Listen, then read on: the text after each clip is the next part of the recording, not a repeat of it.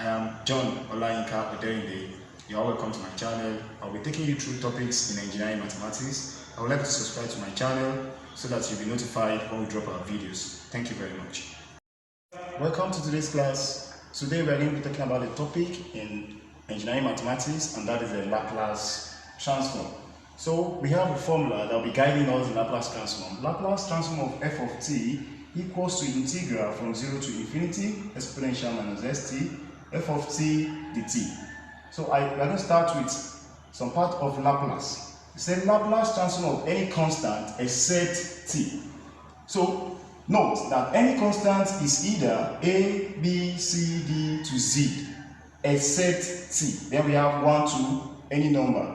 They are still constant.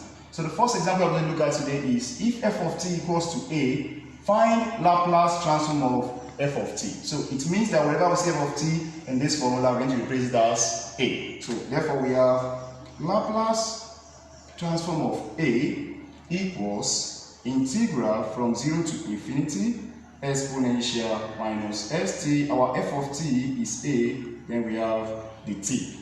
Now, a is a constant. We want to integrate now with respect to t. T is here, t is here, there is no t here. This is just a. So a is a constant, we are taking it outside. We are going to have a integral from 0 to infinity exponential minus st dt.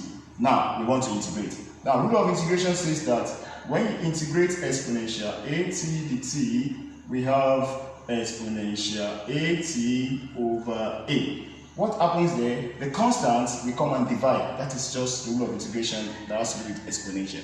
Now, we're going to consider this now. The constant we have in this is minus x. So when we integrate this, we're going to have minus x to come and divide this expression. So we have a, we have a bracket, exponential minus st over minus x, close the bracket, and we have a condition, 0 to infinity.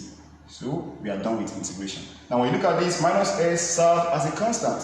So we're going to take it in outside. We are going to have a over minus x. Then we have exponential minus st from 0 to infinity.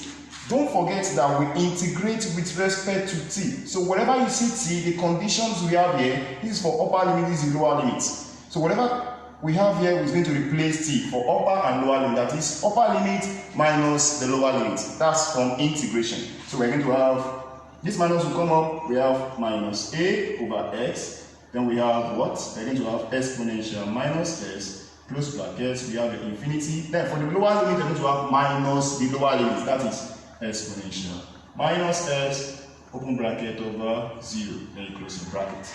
So from there we have Laplace transform of a equals minus a over x. You see that I start with Laplace transform of a. When you are solving, you have to be very careful. When you are opening a page or in your notes, you have to start with what you are solving. But if you just say equals to, I don't know what is equals to, that means Laplace transform of a is what is equals to what I'm solving.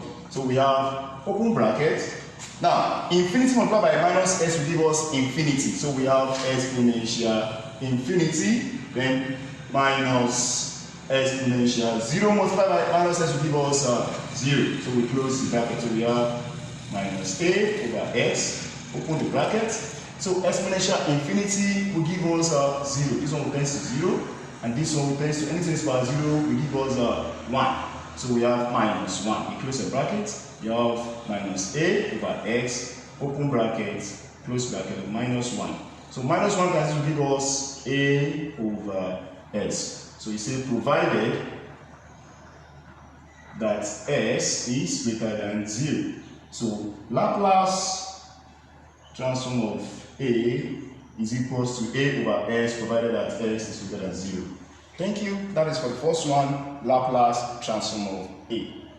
Now, don't forget to talk about Laplace transform of a, and we get a solution as a over x. Keep that at the back of your mind. Now, for this one, we say f of t equals to 1. So if you do for b, for c, for d, except t, you are still going to get that constant over x. That is what I want you to understand. Now, for 1, we are going to solve for 1 also. So we have Laplace transform of a 1 equals to integral from 0 to infinity exponential minus st. Then we have 1 and the t. If you multiply this by 1, it will give us exponential minus st. So we are going to have integral from 0 to infinity exponential minus st then dt. So what we do, we integrate. Don't forget, we've talked about that before, but I will still mention it now. So when you have exponential at, that is, you're looking for integral of exponential at dt, you're going to have exponential at over a. The constant will come and divide. So the same thing here, the constant there is minus x. So when you integrate, you have open bracket exponential minus st over minus x. Then the condition 0 to infinity. So this minus x is a constant. When it comes, you know it's our denominator, so it's coming as 1 over minus x. So we have 1 over minus x exponential minus st 0 to infinity. So we can have it as a minus 1 over x. Then we're going to put the condition. This is the upper limit, this is the lower limit. So the upper limit minus the lower limit, that's exponential. Minus s infinity, then minus exponential minus s 0. So we close the bracket. So what do? We have Laplace transform of 1 equals, now we have minus 1 over x. Then open your bracket. Now, infinity multiplied by minus s will give us exponential infinity minus 0 multiplied by minus s will give us 0. Exponential 0. Then we have minus 1 over x. Now, exponential raised to power infinity will give us 0. Then minus n to the power 0 will give us 1. So that means this one tends to 0 and this one tends to 1. So we have 1. You have minus 1 over x. Then open bracket 0. 0 minus 1 will give us a minus 1. So when you open the bracket, minus 1 times minus 1 will give us a what? 1 over x. Provided that x is greater than 0. Now, what are we trying to say? Laplace transform of any constant except t is going to give us that constant over x. So if you are looking for Laplace transform of b, whenever by the time you solve it like this, you're going to get b over x. Laplace transform of 2, whenever you solve it, you're going to get 2 over x. So in the next video, we're going to consider Laplace transform of t and Laplace transform of t squared. Thank you for joining today's class. See you next class. Thank you.